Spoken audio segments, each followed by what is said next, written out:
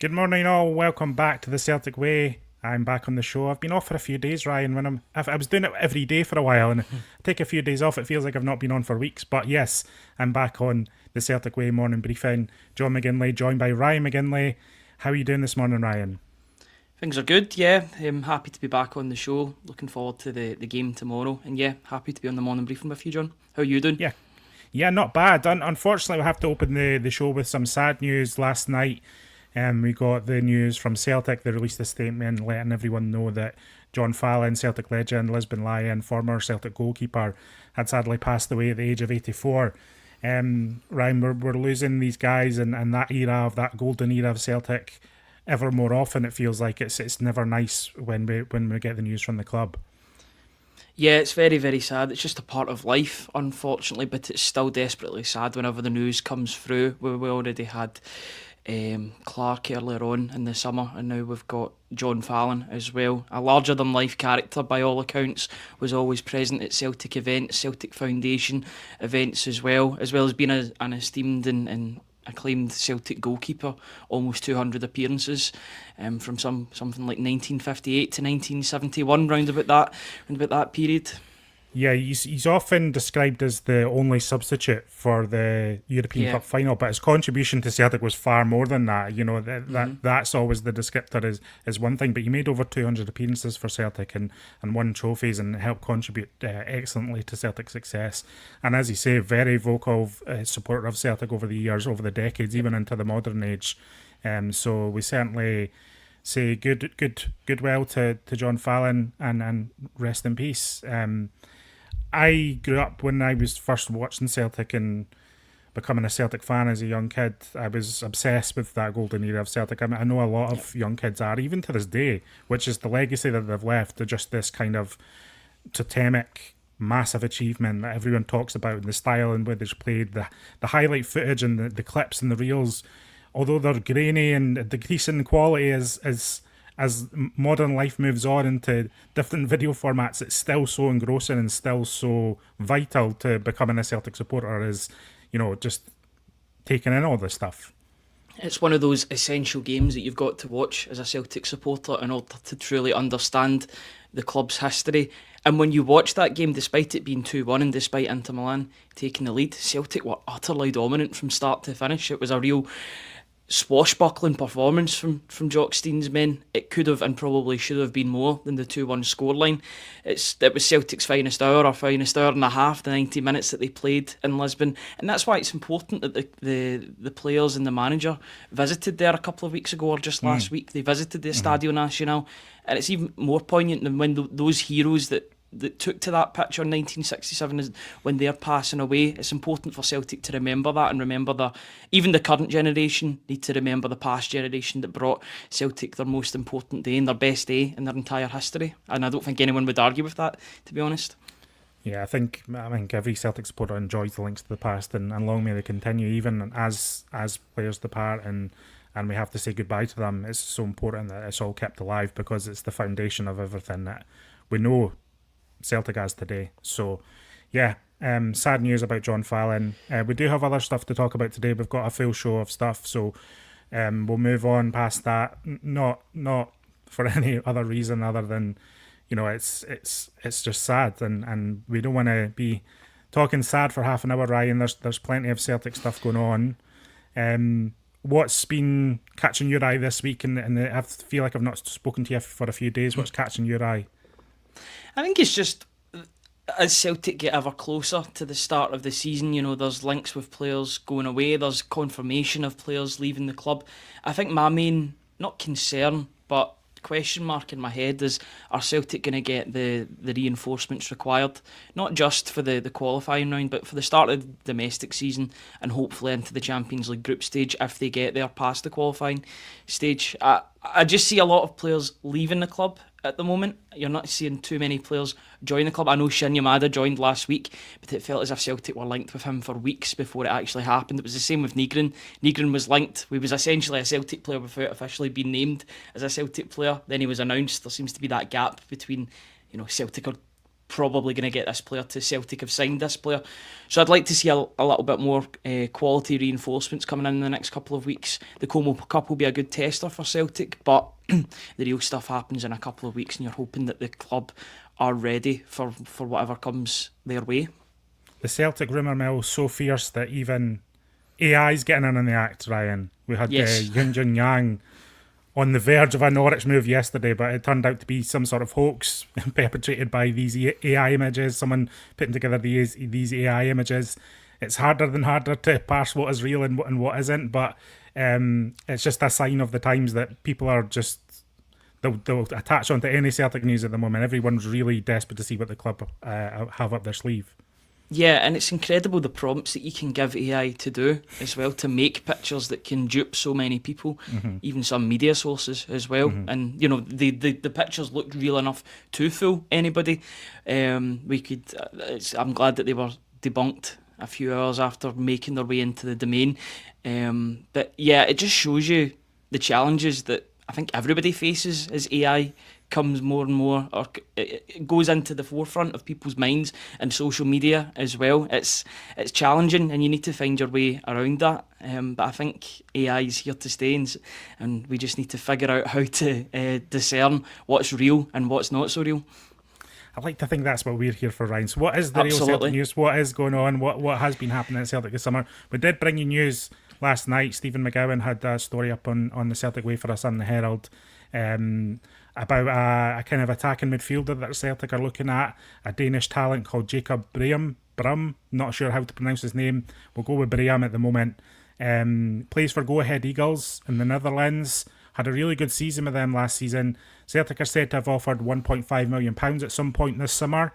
I think that the club have said publicly they value him more around the £5 million mark, so a little bit short of that valuation. I'm not sure if that's Celtic testing the waters.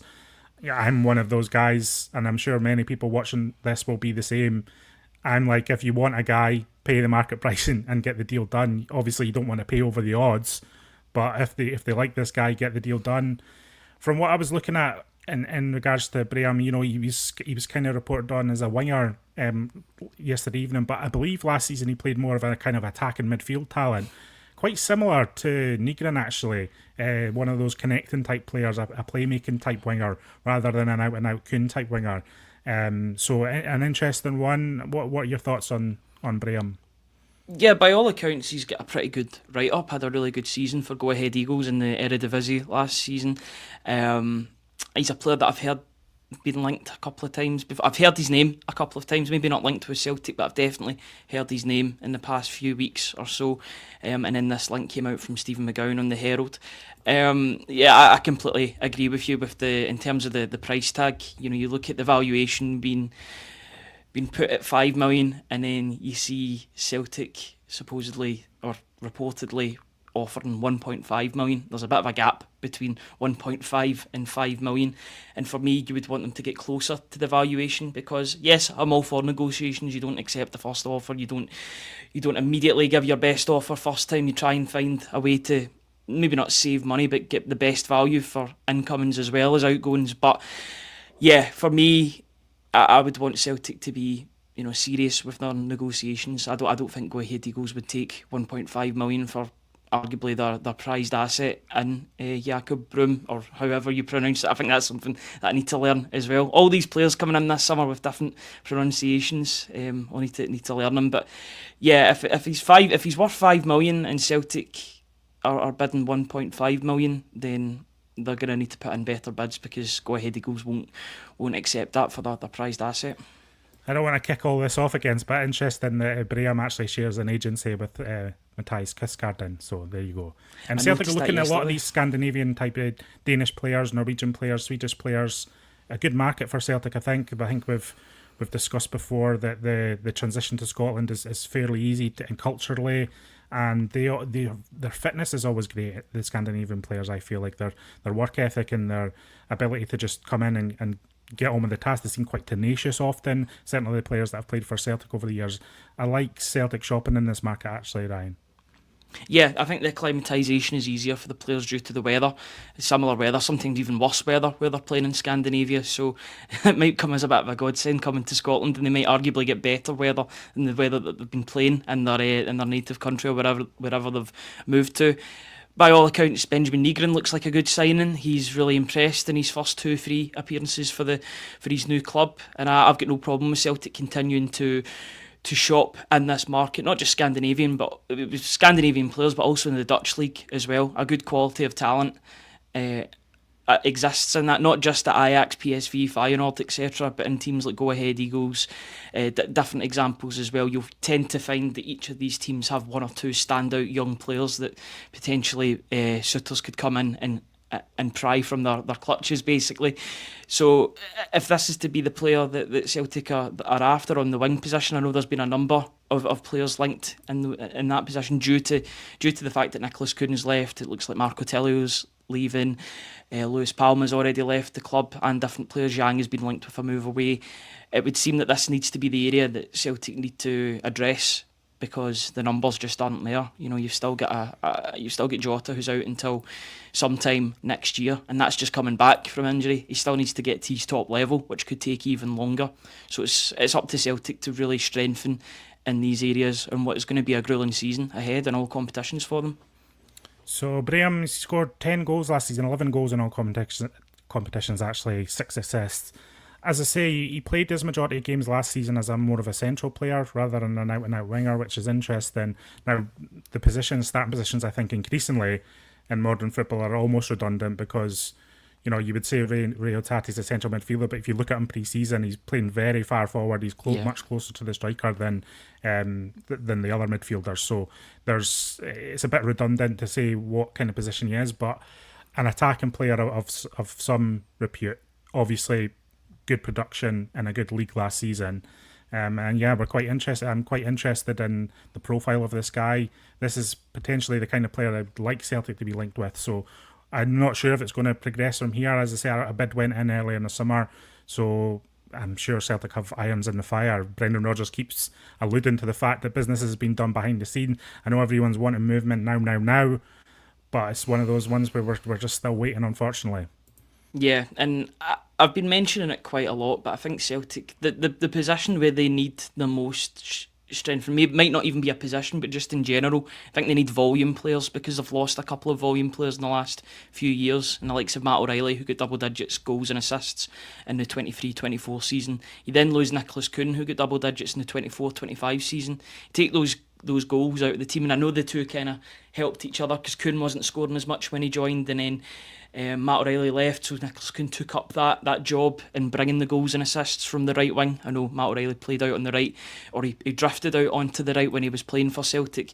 So now that both of those players are gone, you're left with a sort of gap in the goals and the assists, and that's where Celtic have got to be operating. I think they'll need one or two, at least one, maybe even two high quality wingers this summer to really make up for the goals that they're losing in Nicholas Kuhn. I think it's possible, but they just need to get their scouting right, and they need to make sure that the player that's coming in not immediately can hit the ground running, because I know that Celtic have got cover in those areas, but you want them to be a major player this season, especially if they're going to spend a good wad of cash on a winger or somebody in that position.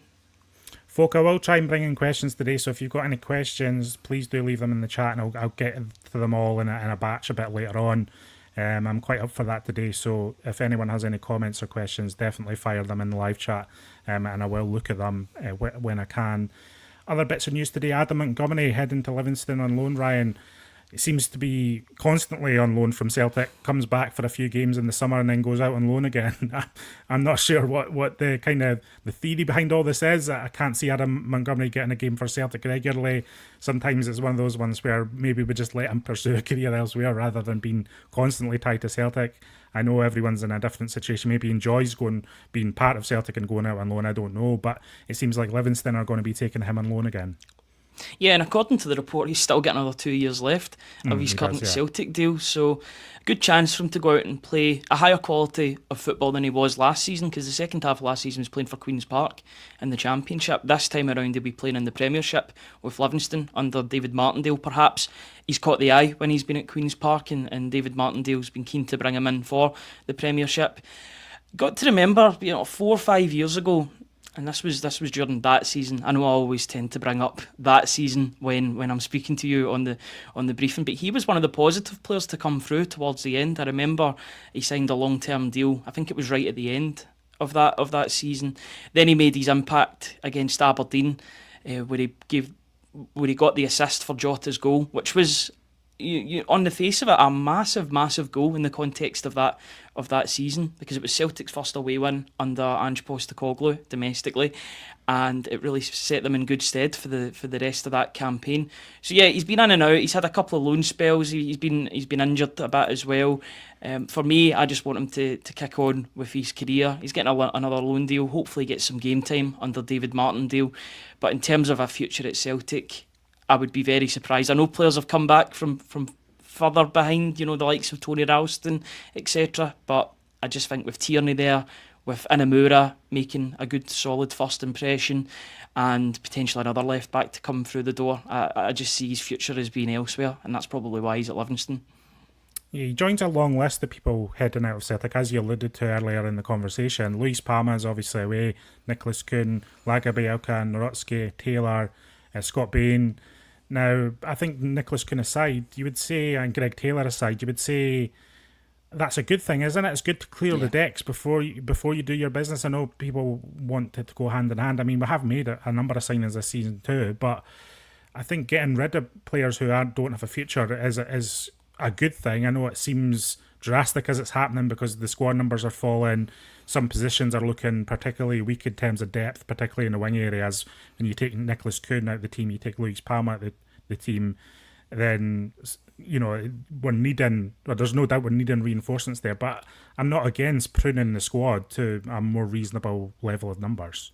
No, I'm completely the same, and I think they're righting a lot of the wrongs that occurred during the 2023 transfer window. A lot of those players that joined in summer of 2023 are leaving the club. Luis Palma, you look at Marco Tilio, look at Mike Nawrowski out on loan, Gustav Lagerbielke out on a permanent deal to Braga. So, they're clearing the decks of players that just aren't going to make an impact at Celtic in the future. And that's all well and good, but they need to bring in quality that's going to, not sit around, that's going to play first team football, that are going to be ideal to what Brendan Rodgers is looking for as a manager. Because it's all well and good bringing in these players, and that was the case. There was volume brought in that summer of 2023, but the after the initial impressions, after a few months into the season, you heard that Brendan Rodgers didn't rate some of these players, and that was a problem. And it was so good that the likes of I look at Liam Scales, for example, could come in and be such a solid member of that team in the 23-24 season, because if not, then he would have had to have played players that he didn't necessarily fancy for the first team. So I've got no issue with these players leaving the club. I will have an issue if those players aren't replaced with players that can actually make an impact into the first team. I'm more about quality than quantity, but I am aware that you need quantity when you're playing in 4 competitions a season. Injuries happen, so it's all about getting the right mix of both that quality and the quantity needed for the squad. Now, as people might be able to tell, we're not reporting from the shores of Lake Como, Ryan, unfortunately. Have you spent time in Italy before, Ryan? Have you spent time over there? I've never been, but I would love to go. Tony was in Bergamo last season.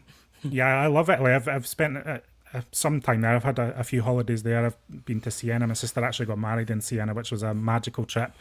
A very interesting football and culture there, as we know. I remember actually when I was in Siena went bankrupt, unfortunately, in about 2020, but they used to play the bottom end of Serie A and Serie B. And their ultras used to congregate in the town square, should I say. But no drinking alcohol. What they used to do before getting all their banners and all their noise and flares out was drink espresso in the town centre, Ryan. So that's just an example of the difference in culture.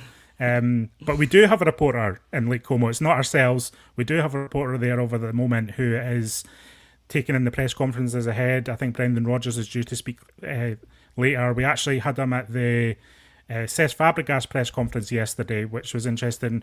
Fabregas talking about, his experiences of playing against Celtic in the past, the incredible nights he kind of experienced at Parkhead. I think he was a substitute in the Tony Watt game, Ryan, and he also played in a win for Arsenal and a win for Barcelona as well. So he's experienced the full Celtic experience and was talking highly of that. Interesting, he was also talking about scouting them and how it's interesting and the problem and sometimes when you're scouting players at Celtic, because obviously he's just signed Nicholas Kuhn and he signed Alex Valle as well, is that because the strength of Celtic is so superior against the other domestic teams that it can be hard to judge a player.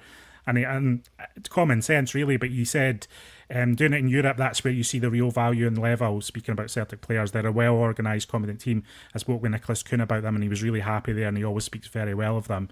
So it seems that, as you would expect, teams looking at Celtic for recruitment purposes are looking at the performances of the player in Europe rather than in the Scottish Premiership, which makes sense. And obviously Kuhn was pretty good in the Champions League last season as well, so has caught his eye. Nicholas Kuhn, speaking in Italy, was kind of saying that Fabregas wanted Kuhn before he even joined Celtic. So Kuhn was a long-time target of Fabregas, and it wasn't just the Celtic form, it was the kind of whole package in his playing history. So that was another interesting nugget there. It wasn't as if his Celtic form really sparked Fabregas into action. He's a player that he's been watching for years. Yeah, as much as he was a long-term target, it doesn't hinder his chances if he does well in the Champions League, which is what Como will be pushing to do in the coming years. They've got really ambitious owners, and I completely agree with what Cesc Fabregas is saying. We sometimes have that same problem when we're doing statistical pieces as well. You can't learn too much from Celtic when they're coming up against teams they're far superior, at least on paper and statistically, against. You learn more when they're up against the likes of Leipzig, Atalanta, Bayern Munich, etc. That's when they're going toe-to-toe against the best teams in Europe, and you learn more about players and their ceilings and how good that they can be. Yeah, it was interesting comments. Cesc Fabregas was a wonderful player to watch on his day. I remember him playing for Arsenal. He was one of the first sort of memories I have watching Match of the Day with Gary Lineker. I've seen a young Cesc Fabregas in that Arsenal team before. Ryan, it's not often you make me feel old, but that makes me feel really old that he's your first footballer memory, and that's he's crazy. And I've been reading about the Nakamura link. We've got a Nakamura piece coming up, and that's one of my. I was just after Seville. I can remember Seville. I remember my dad going to Seville, but for me, I remember Gordon Strachan. I remember Nakamura. It'll be kind of similar to the way young people are like with the likes of Kyogo and Daizen Maeda, having that poster boy coming into the team really interested you and got you into the football. But those are my sort of first memories of watching English football. See a young Cesc Fabregas. So I've followed his career. It then makes me feel old, the fact that he's a manager and he's managing players as well. Yeah. But a really good player. I believe he scored in that second game that Celtic played against. I may be wrong, but I believe that he scored in that black kit that they were playing in the Champions League the following year. I think that was the same year that Scott Brown gets sent off for his scuffle with Neymar, I believe. I might be wrong. I might need to double check that, but that's what I seem to remember. I remember Fabregas scoring. But a great player and seemingly a very good manager, and nice comments about Celtic as well. Somewhere in the back of my head, Fabregas is still a young, fresh-faced debutant somewhere coming through England. That's how I feel. That's how I'm dealing with my advancing years. So obviously he's the manager of Como. Celtic are actually playing Ajax first in the Como Cup, and then the winners or losers, depending on who the winner or the loser of the other game is, will play at the weekend, either on Saturday or Sunday. It's all kind of up in the air at the moment. So Celtic will be playing Ajax, and then they'll be playing Como or Al Ahly. So good tests again, continental competition. This is what we're wanting to ramp up. Someone mentioned in the chat there, I'll see if I can find it. I think I did try to bookmark it, but he's basically saying that he hopes that Celtic play their strongest team against Ajax, and I concur with that. With the start of the season now just around the corner, it makes sense to go with your go-to starting 11 against Ajax tomorrow night, and then potentially have much more rotation in the team at the weekend. Yeah, without a doubt, I think it'll go 60-30 in terms of the strongest 11 for 60 minutes, and then bring on subs after the hour mark for the last half hour. I think depending on if they win or lose the game and progress on Saturday or Sunday, I think that'll have a massive bearing on the team that you see on Saturday or Sunday, respectively. if they win the game, then I predict they'll have or more or less the same team out to try and win the Como Cup. Tony and I were joking that Celtic are going for a pre-season treble because they've already won the Cup, the Adidas Cup. Not sure Tony's joking about that. I think he's up for the summer treble. There was a smile on his face when he was saying it. I think he's half joking, but it's a good habit to get into, winning trophies despite them being pre-season friendlies. You can never get enough trophies, especially at a club like Celtic. But I think that it'll be a strong team on Thursday, a team that you'll see most of the players that will potentially play that first game of the season against St Mirren in a couple of weeks, and then if they win or lose that game, you'll see the changes accordingly. But if they win on the Sunday, I would predict that the more or less the same team with the same starting 11 will transpire up for that final. Alan Hughes asking, what time is the game on Thursday against Ajax? It's at 7:30 UK time, or Celtic Park time as we like to call it. 7:30 on Thursday night is the game against Ajax. And yeah, I'm looking forward to it again, and I'm being impressed with the direction of travel on the pitch of Celtic this summer. Off the pitch, everyone's got their own issues and own opinions and potential problems or worries about what's kind of transpiring at Celtic, but I think everyone's pretty much in agreement on the pitch. Brendan Rodgers looks like he has his team in a good place at the moment. Yeah, and I felt really positive coming out of Celtic Park on Saturday. Now, I know there's been quite a bit of negativity around, especially on social media, about the way the transfer window is going, and I understand that to an extent, but I watched what Celtic did. Couple that with the fact that they played really well against Sporting. I know it was their first game or their second game of pre-season, the same for Newcastle, but I was really enthused about what I seen against a good opposition, Eddie Howe's Newcastle, a strong physical team. I know that they made a lot of changes in the second half, as did Celtic, but for the most part I was really impressed by what Celtic brought to the game. I enjoyed their intensity, their passing play, their counter-attacking. It was like shades of last season against Manchester City and Chelsea with that counter-attacking style that did bear fruit last season in the Champions League. I look at the goals that Celtic scored, particularly against RB Leipzig, against Bayern Munich and against Aston Villa, shows that they can do that against good opposition. They can hit teams on the counter and they can be very dangerous. I was very impressed by what I seen on Saturday, and fingers crossed we can see more of that starting tomorrow against Ajax. But yeah, really enthused about what transpired on Saturday at Celtic Park. Yeah, Newcastle looked poor as well, which was interesting. I know it's early in their pre-season, but I just thought they looked dreadful at times. But I think Celtic did impose themselves in the match and made Newcastle look poor at times, which shows the quality that Celtic have at the moment. Because Newcastle are a decent team, at Premier League level. They're not no hopers by any means, and they have their own identity. And Eddie Howe has them playing in the way he wants them to play.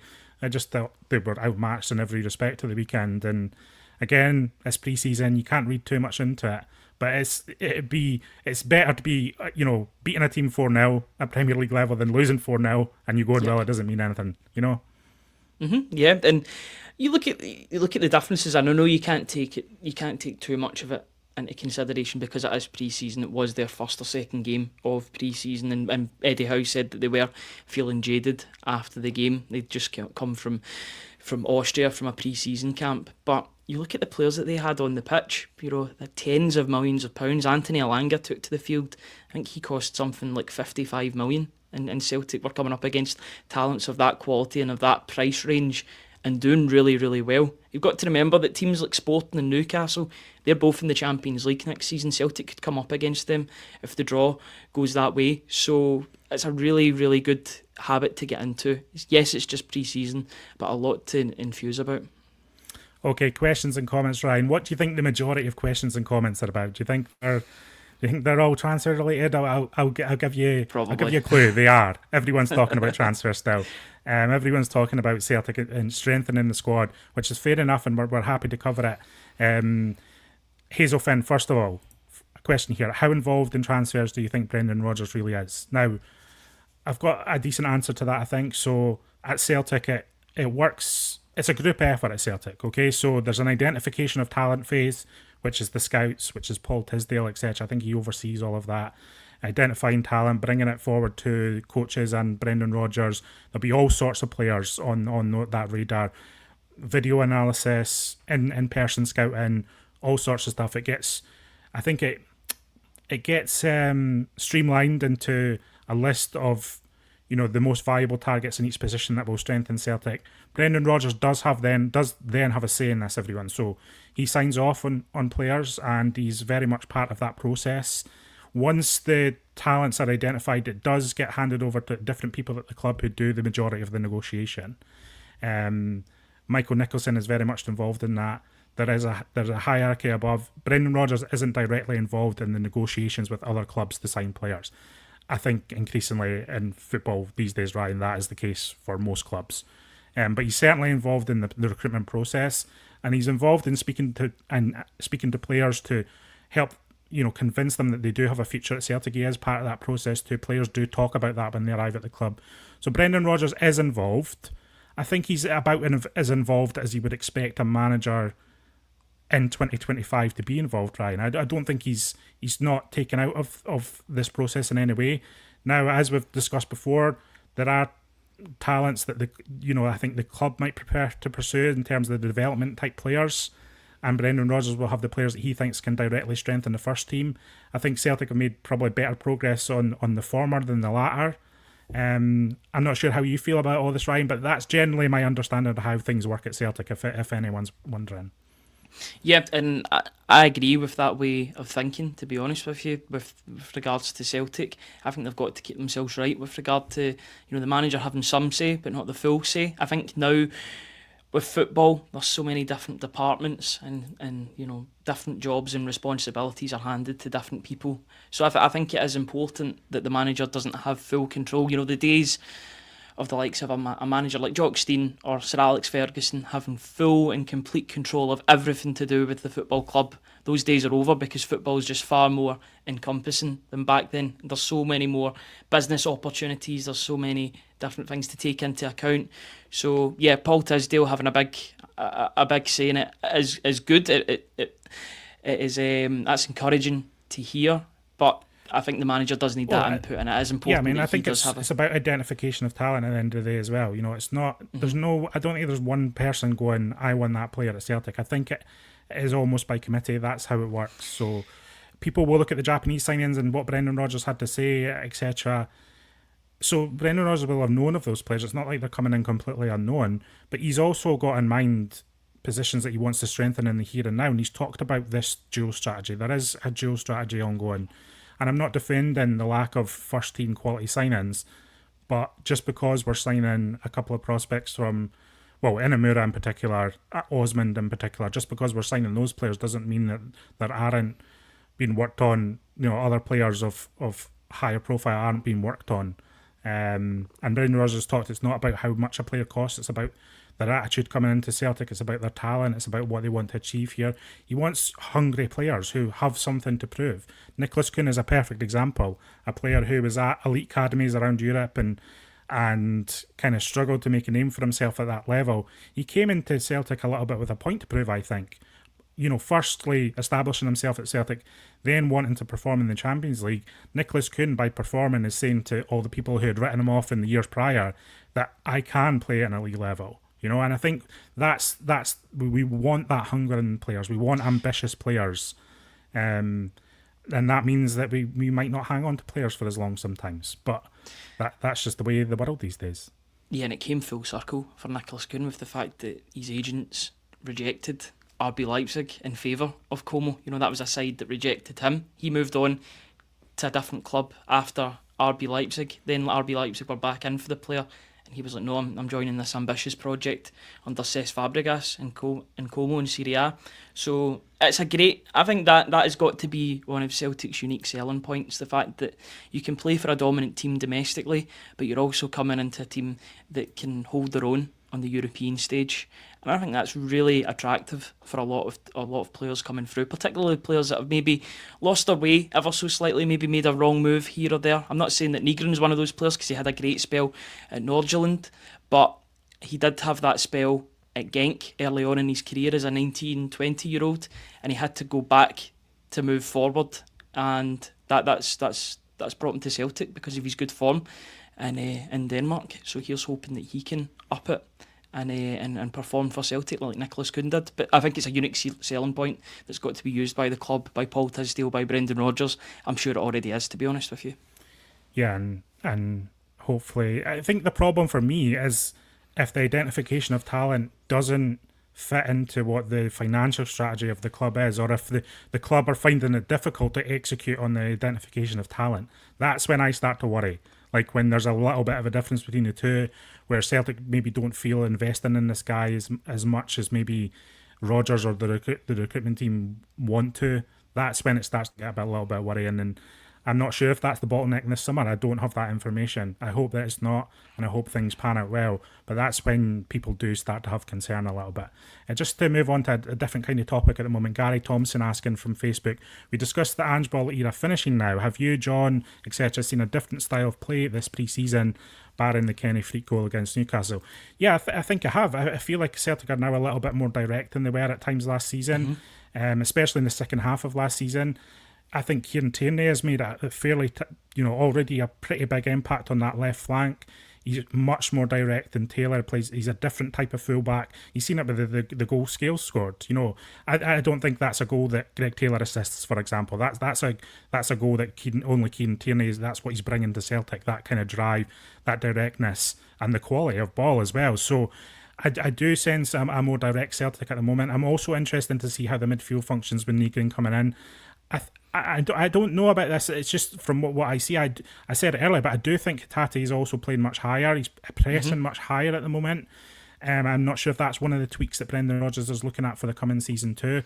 I think we've still to see how it fully develops across the field with what the starting wingers are. But it does feel like Celtic a little bit more direct this season, and with certainly playing less with the inverted kind of fullback. Although Inamura's been a little bit experimenting with that from what I've seen.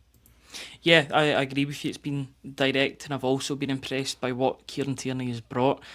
He just brings that.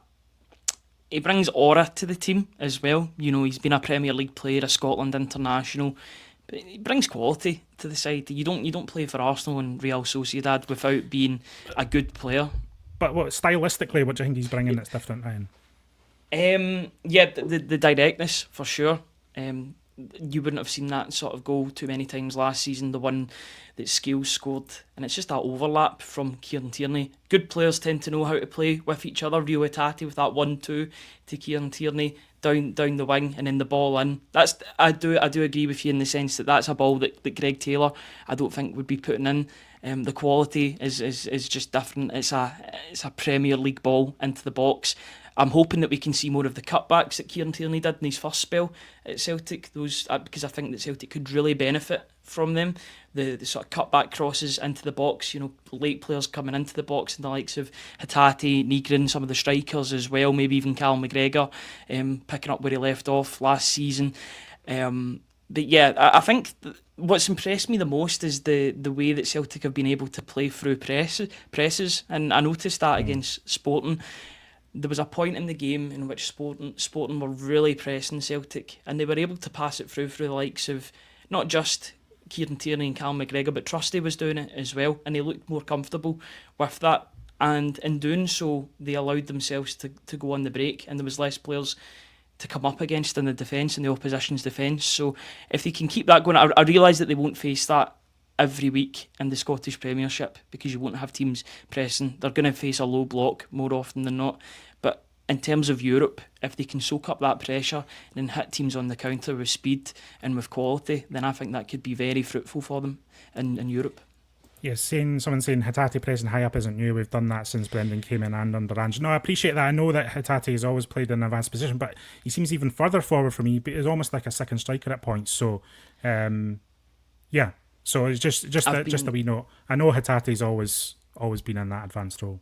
And I've got to say, I've been very impressed with Hatate in pre-season. Not just for how he's playing, but his attitude to pre-season, which has never been in doubt. But it's still great to see that he looks so up for this season and up to not make up for lost time, but I think that injury maybe played on him a little bit. The fact that he didn't get to play in that Scottish Cup final against Aberdeen, and so far in pre-season, he looks like he's got his head screwed on. He looks ready for the upcoming season, and a focused Hatate and a driven Hatate is a very, very dangerous Hatate for Celtic. So I'm looking forward to seeing more of that this season. But he looks like he now fully understands what Brendan Rodgers wants him to do, and that can only help the team going forward.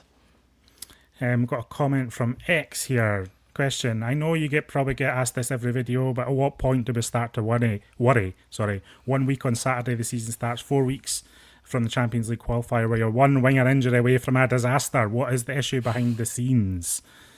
So at what point do we start to worry? I think that's a personal thing, isn't it? I think everyone worries at different stages of the summer. Some will have been worried for weeks and weeks and weeks. Some are just starting to get worried now.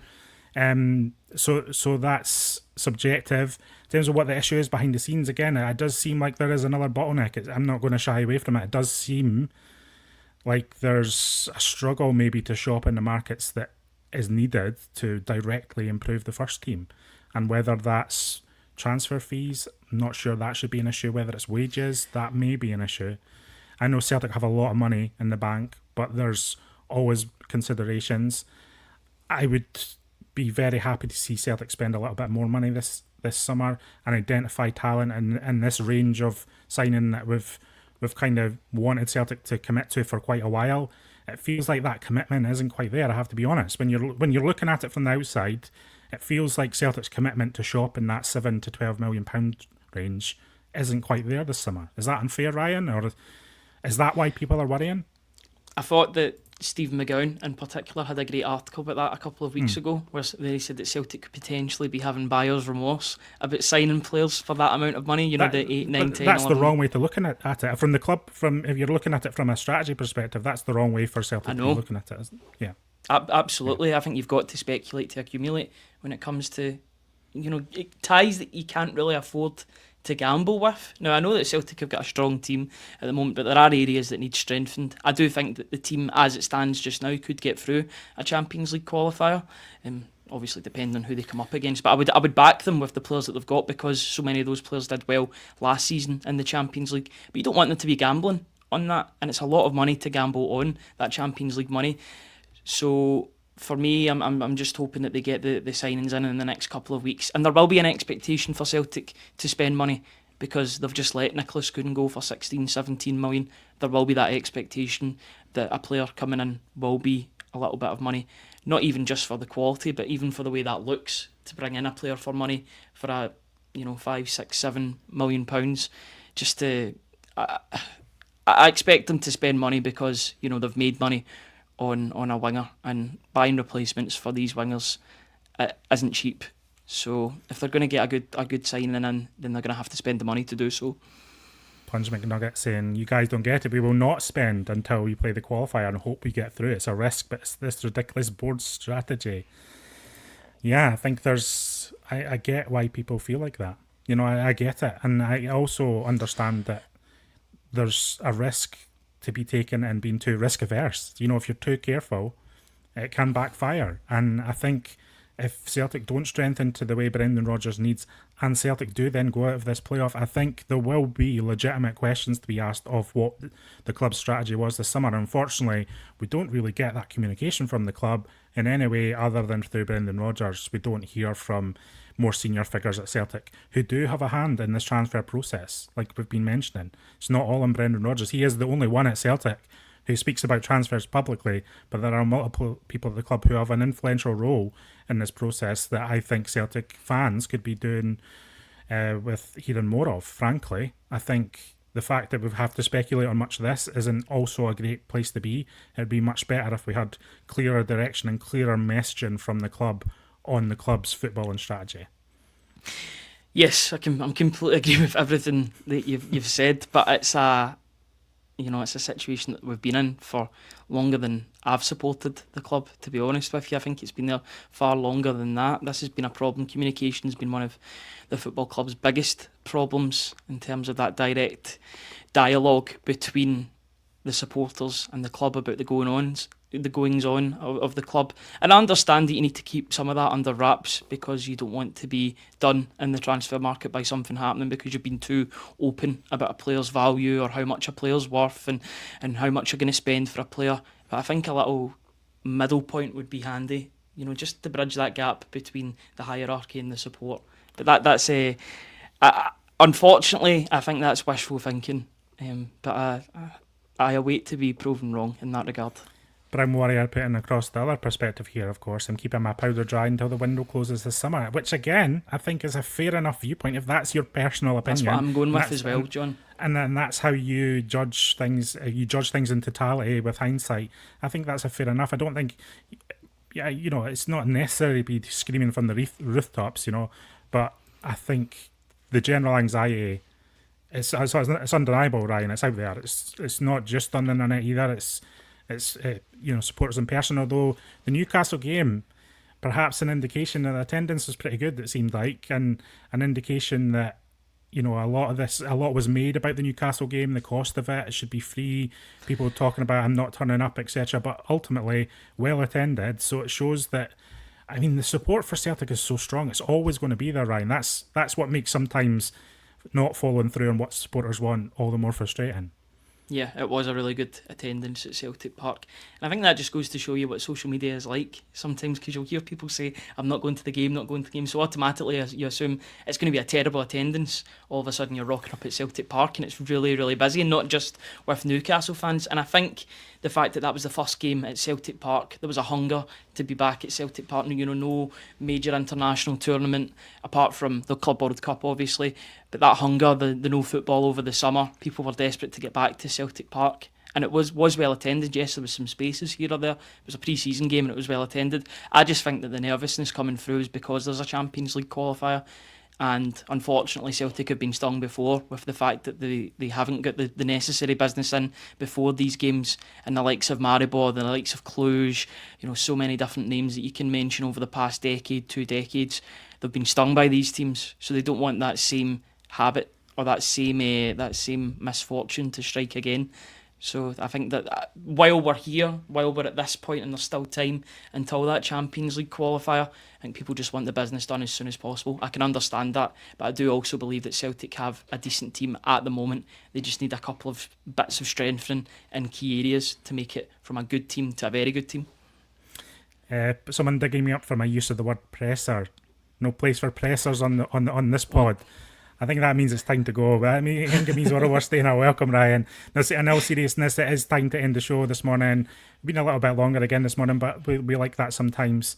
Yep. We'll be back tomorrow morning, of course, with all the latest Celtic news, all the latest Celtic opinion. We'll be looking ahead to the Ajax game more specifically in terms of who might feature, who might play, etc. So we'll be back on the YouTube channel. Go to celticway.co.uk for everything, all the latest news. As I say, we've got a reporter in Como at the moment. He was speaking to Cesc Fabregas yesterday. There's stuff from Nicholas Kuhn from Italy as well.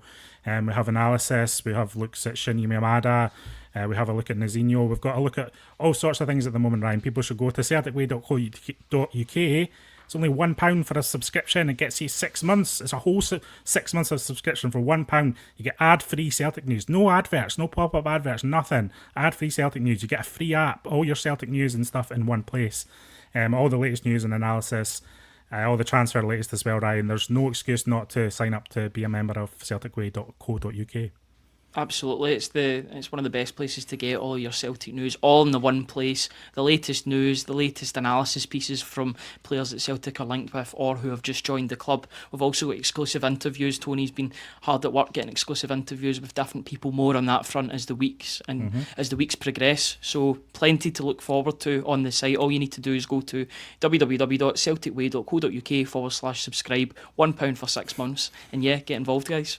We're giving it the hard sell here, but it's genuinely, if you are frustrated by the Celtic news cycle and you're frustrated by lots of adverts, lots of websites with different adverts, if you're frustrated by adverts in general, £1 for 6 months is a small price to pay to get rid of all that in your life and just have a nice place to scroll well through the latest Celtic news. And we're comprehensive with our coverage, and as I say, we're here every day and we'll be here again tomorrow. Thanks for joining me, Ryan. Thanks for joining us in chat. Sorry for the questions that I couldn't get to. We were trying to answer questions there. I couldn't get to them all. Keep firing them in the live chat when we're on, and also in the comments below if you're checking the video out later, as we know a lot of you do. So we'll be back on Thursday morning.